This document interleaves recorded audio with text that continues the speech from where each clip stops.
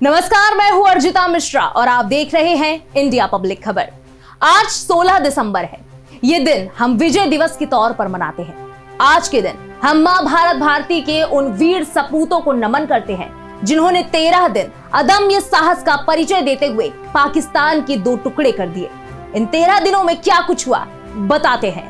हम बताएंगे रणभूमि के रणबांकुरों की दास्तान, हम दिखाएंगे शांत इंदिरा के लोहित इरादे और हम बताएंगे वॉर जोन के बाहर की डिप्लोमेसी। तारीख थी 3 दिसंबर 1971। पाकिस्तानी वायुसेना ने भारतीय क्षेत्रों में बमबारी शुरू कर दी थी। युद्ध का आधिकारिक ऐलान हो चुका था। भारत भी पूरी तरह से तैयार था, बस वो अपनी तरफ से पहल नहीं करना चाहता था। लेकिन पाकिस्तान ने पहल करके भारत को पूरा मौका दे दिया। जब पाकिस्तान को लगा कि पूरब में हम भारत से पार नहीं पा सकेंगे, तो उन्होंने योजना बनाई कि भारत का ध्यान पूरब से हटाने के लिए पश्चिमी सीमा को टारगेट किया जाए। पश्चिमी सीमा पर लोंगेवाला सबसे अहम पोस्ट थी। ऑपरेशन चंगेजी के तहत पाकिस्तानी सेना ने राजस्थान की लोंगेवाला चौकी पर हमला करके भारत में दाखिल होने और रामगढ़ जैसलमेर होते हुए दिल्ली पहुंचने की साजिश रची। इस साजिश को अंजाम देने के लिए पाकिस्तान ने 2000 जवानों के साथ 65 टैंक और 1 मोबाइल इन्फेंट्री ब्रिगेड को लोंगेवाला पोस्ट की तरफ रवाना किया था।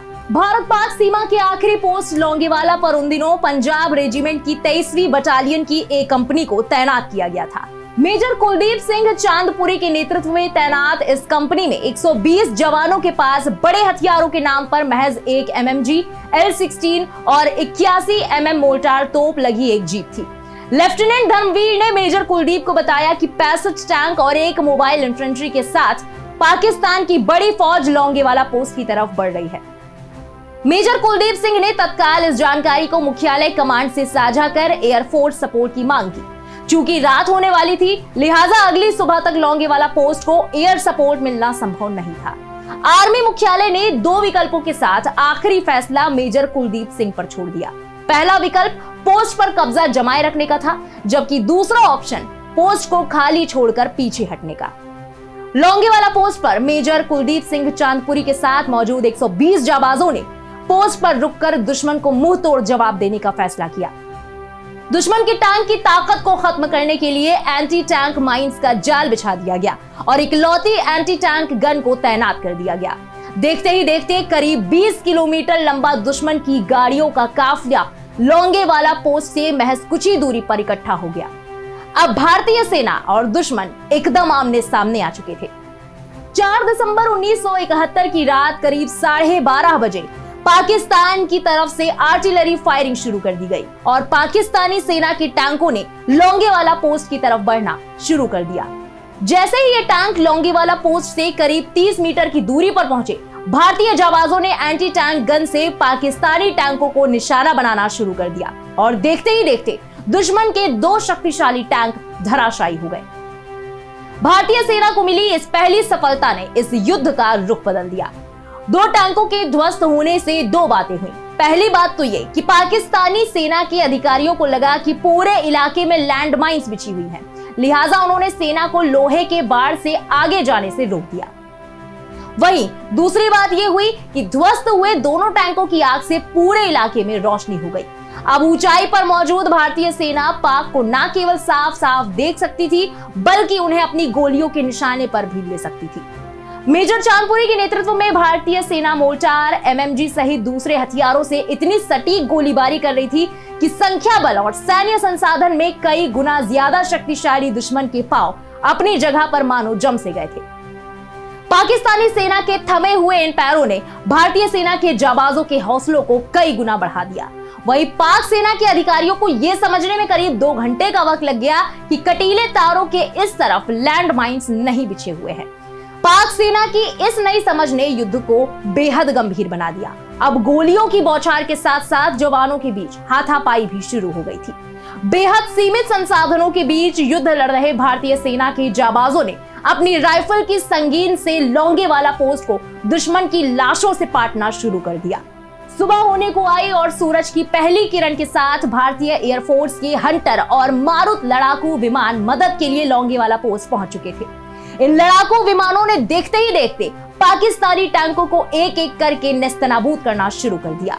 इस हवाई हमले में दोपहर तक पाकिस्तानी सेना की 100 से ज्यादा बख्तरबंद गाड़ियां, 22 टैंक और 12 टैंक इन्फेंट्री बर्बाद हो चुकी थी।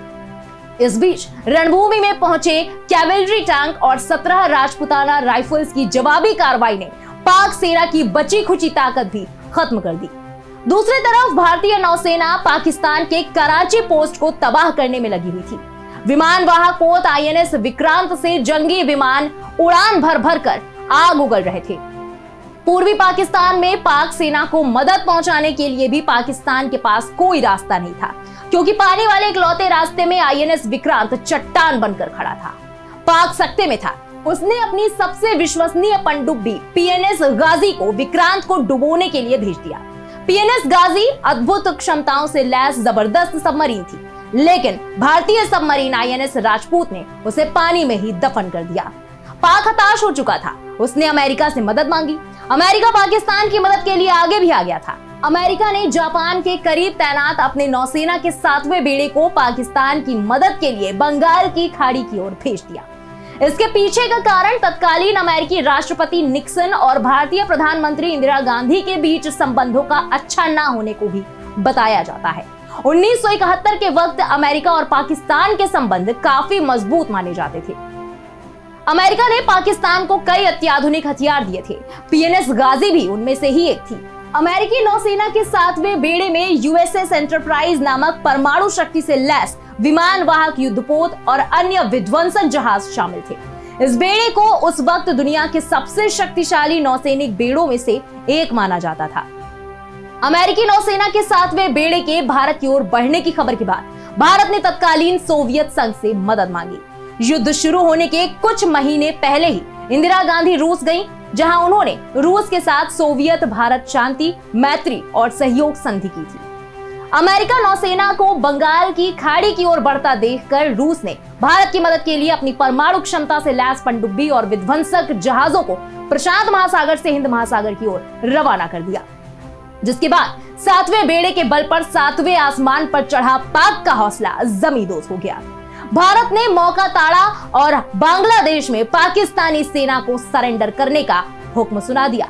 पाकिस्तान मरता क्या न करता। 16 दिसंबर 1971 की शाम 4:35 पर पाकिस्तानी सेना की पूर्वी कमान ने 93,000 सैनिकों के साथ सरेंडर कर दिया।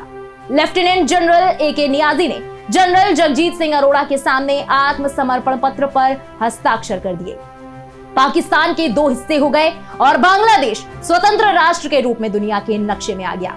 और इस तरह 16 दिसंबर का दिन भारत के इतिहास में विजय दिवस के रूप में हमेशा के लिए दर्ज हो गया, जो प्रतीक बना मां भारत भारती के वीर सपूतों के अदम्य साहस का। इसी के साथ इस खास पेशकश में बस इतना ही। इस पूरी पेशकश के बारे में आपका क्या कहना है, ये खबर आपको कैसी लगी, कमेंट में लिखकर जरूर बताएं। बने रहें इंडिया पब्लिक खबर के साथ। हमारे YouTube चैनल को सब्सक्राइब करें, बेल आइकन दबाना बिल्कुल ना भूलें।